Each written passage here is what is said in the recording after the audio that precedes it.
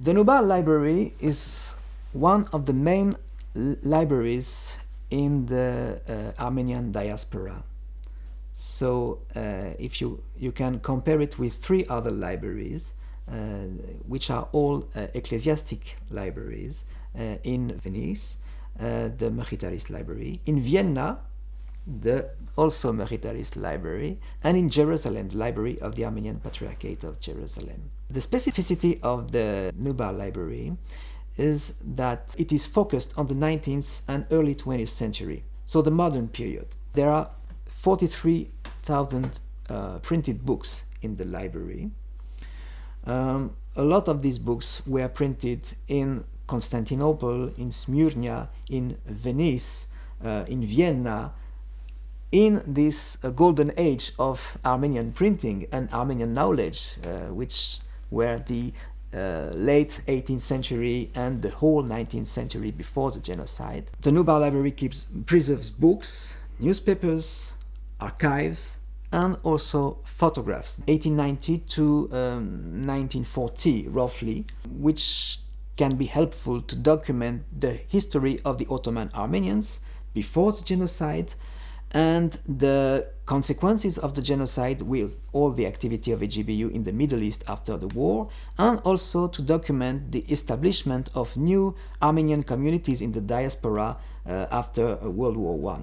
We have a huge collection of newspapers, Armenian newspapers of the Ottoman Empire, very important for those who are interested in writing a social or cultural history, not only of the Armenian society, but also of the Ottoman society at large. And there are research conducted in this direction, in this perspective, in the library that are very encouraging and should develop in the future.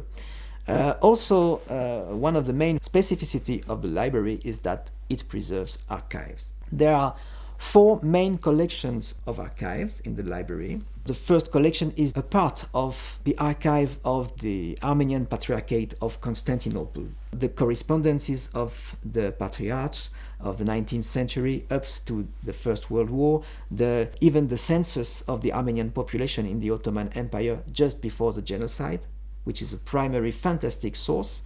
These archives were transferred to Europe just after the war in 1922, just before the arrival of the Kemalist forces in Istanbul.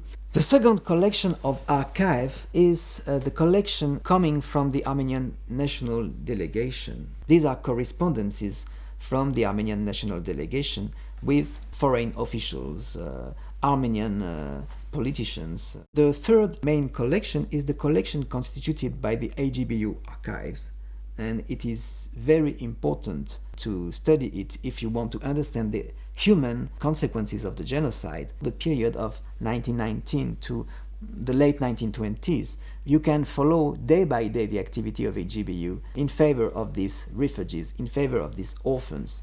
So this archive is very important for the historians. And the fourth collection of archives in the library is the collection which was constituted by Aram Andonian himself. So these are the materials for the history of the deportations and the massacres, as he entitled it at the time. So these are the genocide archives, mainly constituted of survivor testimonies.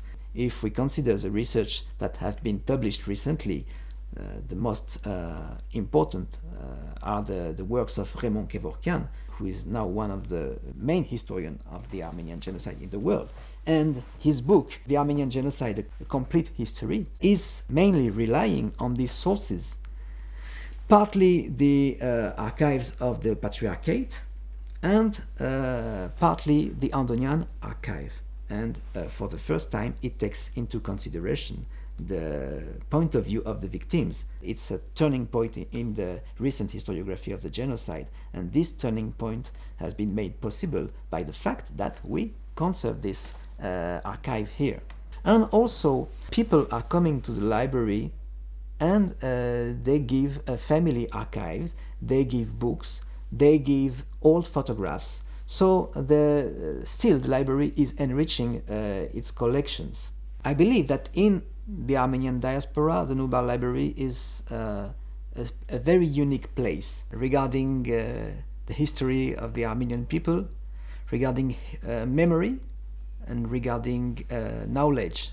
The history of the library and even the conception of the library shows very clearly that the leaders of Armenian institutions at the time had a real vision of the future.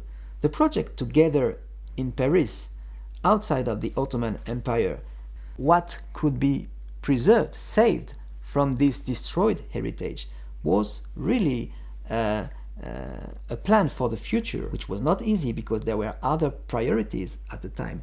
There was obviously the priority of saving the survivors, saving the refugees, saving the orphans, which was the first priority. But in the meantime, they didn't consider that culture and history had to be neglected, and they did a huge effort also to preserve this.